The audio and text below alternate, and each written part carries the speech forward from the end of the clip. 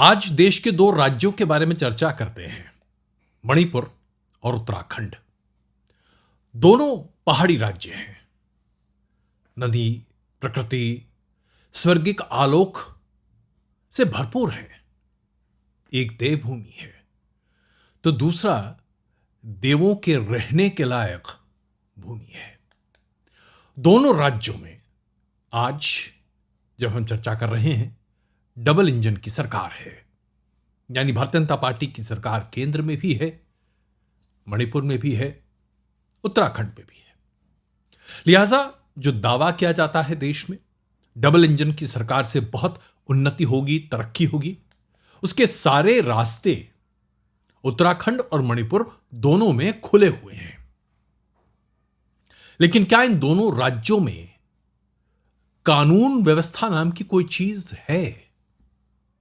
देखिए, मणिपुर के बारे में आप 2023 मई से सुनते चले आ रहे होंगे। उत्तराखंड के बारे में भी चर्चाएं कई बार होती रहती हैं।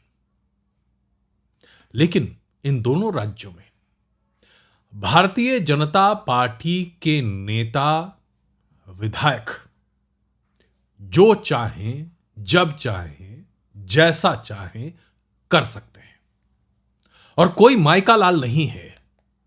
इन दोनों राज्यों में, उत्तराखंड और मणिपुर, जो भारतीय जनता पार्टी के बेलगाम नेताओं पर कोई भी अंकुश लगा सके। इन दोनों प्रदेशों के मुख्यमंत्री का एकमात्र लक्ष्य है मुख्यमंत्री की गद्दी पर बने रहना और अपनी गद्दी को बचाए रखना।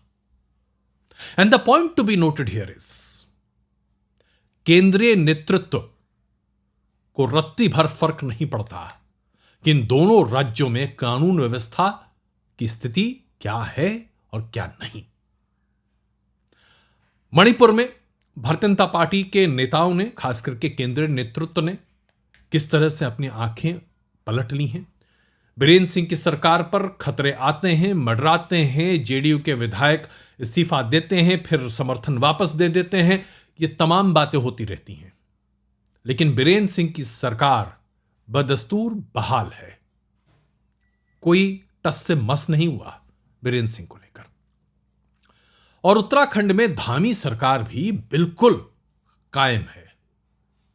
अगर आप तमाम अखबारों को देखें या मीडिया चैनल्स को देखें तो आपको उत्तराखंड के इतने कमर्शियल्स और एडवर्टीजमेंट दिखेंगे कि आप भौचक रह जाएंगे कि कितनी तरक्की है इस देश में और इस प्रदेश में, कितनी शांति है, लोग कितने खुशहाल हैं। जरा खुरचिए, असलियत सामने आएगी। उत्तराखंड में खुलेआम गुंडई है।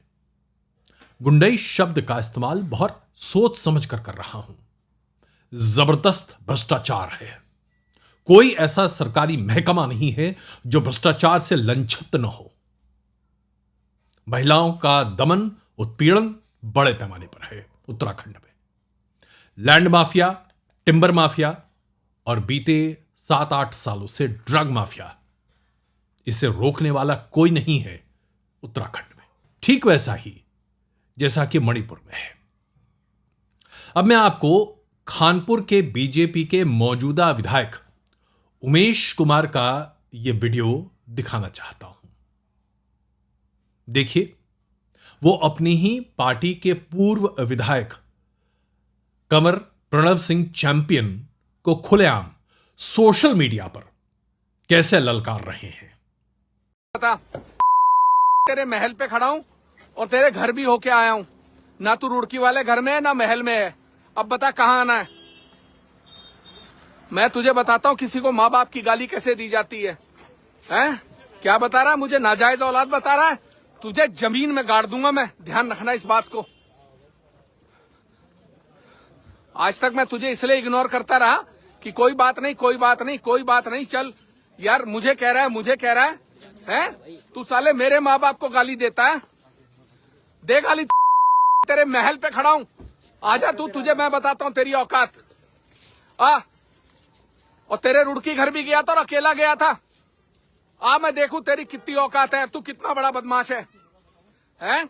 आज तूने मुझे क्या कहा? नाजायज औलाद बता रहा है तू? है? और मेरी माँ को गाली दे रहा है। तेरा ना वो हाल करूंगा तू सोच नहीं सकता, समझ गया ना। बीते शनिवार को चैंपियन के घर के बाहर का यह वीडियो है। प्रणव सिंह की पत्नी देवयानी सिंह, जिन्हें उमेश कुमार ने 2022 में विधानसभा चुनाव में हराया, उन्होंने देर रात, ऐसा बताया जाता है कि उमेश कुमार के खिलाफ पुलिस में शिकायत दर्ज की। लेकिन चैंपियन का दावा है कि उत्तराखंड की पुलिस ने उमेश कुमार के खिलाफ कोई कार्रवाई नहीं की। लिहाजा अपनी इज्जत, अपना सम्मान, अपनी लाज बचाए रखने के लिए और जनता में अपने प्रभाव को बनाए रखने के लिए उमेश सिंह के कैंप ऑफिस पर अपने समर्थकों के साथ चैंपियन ने हमला बोल दिया। जो एफआईआर दर्ज की गई है इस हमले के बाद, उसमें 100 राउंड फायरिंग का दावा किया गया है साहब। पुलिस ने अभी तक 70 बुलेट के शेल्स बरामद भी कर लिए। अब आपको चैंपियन के तांडव का ये 2 वीडियो मैं अपने स्क्रीन पर दिखा रहा हूं, देखिएगा जरा इसे।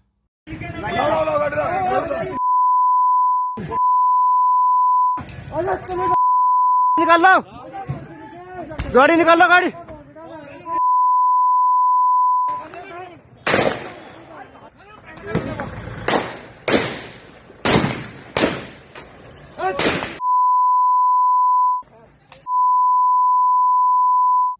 अब जरा चैंपियन, जो कि पूर्व विधायक रहे हैं उत्तराखंड के और बीजेपी के विधायक रहे हैं, उनका ये स्टिल इमेज देखिए। ऑटोमेटिक राइफल में मैगजीन लोड कर फायरिंग करने के लिए इसे तैयार कर रहे हैं चैंपियन जी। और जरा अब ये दूसरी तस्वीर देखिए, अपनी पिस्तौल से दनादन फायरिंग कर रहे हैं। इन तस्वीरों को अभी जो आपने देखा है, इसमें जो गोलियों की बौछार है, क्या आपको किसी बॉलीवुड के फिल्म के अंडरवर्ल्ड डॉन के हमले की याद नहीं दिला रहा है? लेकिन ये फिल्मी पर्दा नहीं है साहब, ये रुड़की है, उत्तराखंड, हरिद्वार के बिल्कुल पास, देहरादून से नजदीक, उत्तराखंड की राजधानी के बिल्कुल पास, बीजेपी के 2 बड़े नेता, और यह हाल है। सबसे बड़ी बात यह है कि जैसा कि फिल्मों में होता है, वास्तविकता में भी होता है। फायरिंग चल रही थी, 100 राउंड के आसपास फायरिंग हो गई साहब, पुलिस पहुंची ही नहीं मौके पर, और ना ही चैंपियन साहब के काफिले को किसी ने रोका। चैंपियन साहब को उनके घर से पुलिस ने हिरासत में लिया और किसी हवालात में नहीं रखा गया उनको। ऐसा बताया जा रहा है कि उन्हें गेस्ट हाउस में रखा गया है। विधायक उमेश कुमार जी को भी एहतियातन बड़ी इज्जत और सम्मान के साथ एक और गेस्ट हाउस में रखा गया है, और उत्तराखंड की पुलिस दावा कर रही है कि दोनों नेताओं को हिरासत में ले लिया गया है। बोथ हैव बीन अरेस्टेड, ऐसा कहा जा रहा है। भाई हवालात में क्यों नहीं है? बाकी दूसरे क्रिमिनल्स कहां होते हैं? जाहिर सी बात है, इनको हवालात में रखेंगे तो पुलिस को डर होगा कि भैया तमाम समर्थक आ जाएंगे और जाने क्या हो जाएगा। यानी सोचिए रुतबा कितना है, कितना रुतबा है इन लोगों का, जो क्रिमिनल से भी बदतर व्यवहार सार्वजनिक जीवन में कर रहे हैं। इन पर क्या धाराएं लगाई गई हैं, इसके बारे में कोई जानकारी सार्वजनिक नहीं की जा रही है। भाई सार्वजनिक हिंसा की है, फायरिंग की है, बवाल मचाया है, एक व्यक्ति को सर पर चोट लगी है, कोई मरा नहीं है बस। लेकिन क्या हो रहा है इस पूरे मामले पर? उत्तराखंड की पुलिस ने इसे बस चुपचाप धीरे से सलटा दिया है। मामले को धीरे धीरे ईज आउट करने की कोशिश की जा रही है। उत्तराखंड की विपक्षी पार्टी कांग्रेस ने भी हल्की फुल्की बयानबाजी की है, उसके बाद से मुंह पर ताला है। नेशनल मीडिया में इस खबर को आप आपसी रंजिश के तौर पर जरूर देख रहे होंगे, इसके अलावा कुछ नहीं। Fight between 2 BJP leaders, they have a past, यही कहा जा रहा है नेशनल मीडिया में। इससे अच्छा मीडिया मैनेजमेंट आज तक आपने कभी देखा है साहब? ये क्या 2 नेताओं के बीच में, 2 गुटों के बीच में लड़ाई या झड़प है? क्या ये दंगा है? क्या है ये? कोई कुछ बोलने को तैयार नहीं है। चैंपियन साहब का जरा इतिहास पलटते हैं। जून 2019 में बीजेपी ने चैंपियन साहब को सस्पेंड किया था। बीजेपी के ही एक और विधायक के साथ उनका विवाद चल रहा था और एक पत्रकार महोदय को चैंपियन साहब ने खुलेआम धमकाया था। उसके बाद 4 बंदूक के साथ नशे में नाचते हुए वीडियो में चैंपियन साहब दिखाई दिए तो बीजेपी ने चैंपियन साहब को 6 साल के लिए पार्टी से निष्कासित कर दिया। लेकिन जाने क्या हुआ, 1 साल के अंदर ही चैंपियन साहब से एक रिटन एक्सप्लेनेशन लिया गया और पार्टी में फिर से शामिल कर लिया गया। हम सब जानते हैं उम्मीदवार की विनेबिलिटी तय करती है कि उसका क्रिमिनल पास्ट होगा या नहीं होगा। उमेश कुमार जी की भी जरा चर्चा कर लें साहब। ये साहब तो मीडिया से जुड़े हुए व्यक्ति हैं, समाचार प्लस न्यूज चैनल चलाते हैं, मीडिया कंपनी हैं, उसके मालिक हैं। इनके ऊपर वसूली, दंगा करवाना, क्रिमिनल इंटिमिडेशन, मारपीट करवाने जैसे कई मामले दर्ज हैं। 13 क्रिमिनल एफआईआर जनाब के पास दर्ज हैं। बीजेपी के विधायक हैं, 2022 में चुने गए हैं। 2024 में लोकसभा का चुनाव इन्होंने लड़ा था। उस वक्त इन्होंने अपना जो संपत्ति का ब्यौरा रखा था वो 2022 से 2024 में 25 करोड़ बढ़ गया। जाहिर सी बात है इनका मीडिया का बिजनेस बहुत चल रहा होगा, तभी इतने पैसे कमा रहे हैं। तो ये हम 2 बीजेपी के नेताओं की बात कर रहे हैं जो कि उत्तराखंड के पूरे अच्छे प्रशासन की कलई खोलती है। ऐसा नहीं है कि उत्तराखंड में आज ये पहली बार हो रहा है साहब। बीते 10-12 साल से अगर आप देखें तो कोई भी राजनीतिक दल हो, उसका कोई भी नेता हो, नेता के बच्चे हों या रिश्तेदार हों, कोई भी दुष्कर्म कर रहे हों, उनके ऊपर कोई कार्रवाई नहीं होती। और जब कार्रवाई होती है तो उसको ऐसी लीपापोती की तरह कर दिया जाता है कि कोई पूछने वाला नहीं होता है। यहां तक कि रेप जैसे संगीन अपराध को भी लिप पोत कर खत्म कर दिया जाता है। याद कीजिएगा, एक होटल में काम करने वाली एक बहुत ही यंग लड़की की कहानी। मैं उसके डिटेल्स में नहीं जानना चाहता क्योंकि यह अभी मामला कोर्ट के सामने है, लेकिन ऐसे कई मामले हैं उत्तराखंड में जहां राजनीतिक हस्तक्षेप की वजह से महिलाओं पर हो रहे उत्पीड़न और अपराधों के बारे में कहीं कोई कार्रवाई नहीं हो रही है। कई बार तो सबूत नाकाफी हो जाते हैं, कई बार गवाह पलट जाते हैं, अदालत में अपराध साबित नहीं हो पाता और नेताजी के परिवारजन खुलेआम मस्ती से घूमते हैं। जंगल माफिया, लैंड माफिया, इसके बारे में तो खैर छोड़ ही दीजिए। आप उत्तराखंड में कहीं पर कुछ भी खरीद सकते हैं, सब कुछ बिकने को तैयार है। भ्रष्टाचार के इतने मामले उत्तराखंड में दर्ज किए जा चुके हैं, खास करके सरकारों और सरकार में कार्यरत मंत्रियों के द्वारा, कि उसके ऊपर प्रेस कॉन्फ्रेंस कर तमाम राजनीतिक दल थक गए हैं। जब भी चुनाव आता है तो ऐसे प्रेस कॉन्फ्रेंस किए जाते हैं जिसमें वीडियो रिलीज की जाती है, ऑडियो रिलीज की जाती है, जो करप्ट लोग हैं उनको तुरंत गिरफ्तार करने की बातें कही जाती हैं, सारी कस्में खाई जाती हैं और जैसे ही चुनाव खत्म हो जाता है सब मामला साफ, चकाचक, कहीं कोई भ्रष्टाचार है ही नहीं साहब उत्तराखंड में। अगर आप उत्तराखंड में आज कहीं भी चले जाइए, देवभूमि में, आपको क्या चाहिए, किस तरह का ड्रग्स चाहिए, आपको बड़ा आसानी से मिलता है। जी नहीं, मैं उड़ता पंजाब की बात नहीं कर रहा साहब, और ना ही उत्तराखंड उड़ रहा है। उत्तराखंड बस झूम रहा है। आपको गांजा चाहिए, अफीम चाहिए, कोई भी ऑर्गेनिक ड्रग्स चाहिए, आपको किसी भी ढाबे, होटल, सिगरेट जॉइंट पर मिल जाएगा। आम भाषा में आपको सिर्फ इतना ही कहना है साहब, भोले बाबा का प्रसाद दे दीजिए, आपको प्रसाद मिल जाएगा, उसकी कीमत चुका दीजिए, दैट्स ऑल। और अभी उत्तराखंड की सरकार कर क्या रही है? उत्तराखंड की सरकार बहुत महत्वपूर्ण काम में उलझी हुई है। यूनिफॉर्म सिविल कोड लागू करने लगी हुई है धामी सरकार।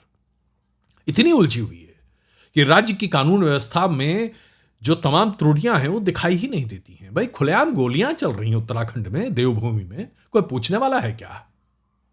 और अगर पूछने की बारी आएगी तो 8% जो मुस्लिम रहते हैं वो कैसे देवभूमि में तमाम हिंदू धर्मस्थल पर कब्जा बना रहे हैं और वहां पर उनकी आबादी कैसे बढ़ रही है, इस पर चर्चा होती है। कहां चर्चा होती है कानून व्यवस्था पर? कहां चर्चा होती है ड्रग्स पर, लैंड माफिया पर, या फिर बाकी टिम्बर माफिया पर, भ्रष्टाचार पर? बिल्कुल नहीं। ठीक वैसे जैसे कि मणिपुर में 14-15% कुकी आबादी को शेल्टर होम में बहुत व्यस्त हैं बीरेन सिंह। मुख्यमंत्री बीरेन सिंह की सरकार इतनी उलझी हुई है साहब कि राज्य में हिंसा का दौर थम ही नहीं रहा है, लेकिन उनको कोई फर्क नहीं पड़ता। मणिपुर में पुलिस पर जनता भरोसा नहीं करती। मणिपुर की पुलिस आर्मी के साथ सहयोग नहीं करती। आर्मी को मणिपुर में काम नहीं करने दिया जा रहा है। भाई, मणिपुर में तो कोई कानून व्यवस्था नाम की चीज है ही नहीं। और जैसे इन दोनों राज्यों की आप चर्चा करते हैं साहब, तो तमाम टीकाकार, तमाम राजनेता और तमाम लोग सिर्फ ये कहते हैं कि भाई ये दिल्ली में बैठे पत्रकारों को पता नहीं क्या हो जाता है, उनके सपने में, दिव्य सपने में आता है कि सब जगह कानून व्यवस्था नहीं है। देखिए तरक्की कितनी हो रही। अरे भाई, तरक्की हो रही होगी, लेकिन किसकी हो रही है? आम जनता की। इन दोनों राज्यों से पलायन के डेटा और आंकड़े देख लीजिए आप। लोग भाग रहे हैं। देवभूमि में नौजवानों को काम नहीं है। वही हाल मणिपुर में है। लोग भाग रहे हैं, शेल्टर कैंप्स में शरण ले रहे हैं। सरकार बीजेपी की है राज्यों में, और सरकार केंद्र में बीजेपी की है। और बीजेपी इतनी बड़ी पार्टी है, जो कि पार्टी विथ अ डिफरेंस है, लेकिन कहीं किसी को कोई दिक्कत नहीं है। यह सिर्फ मुझे जैसे कुछ इमेजिनेटिव पत्रकारों का इमेजिनेशन है।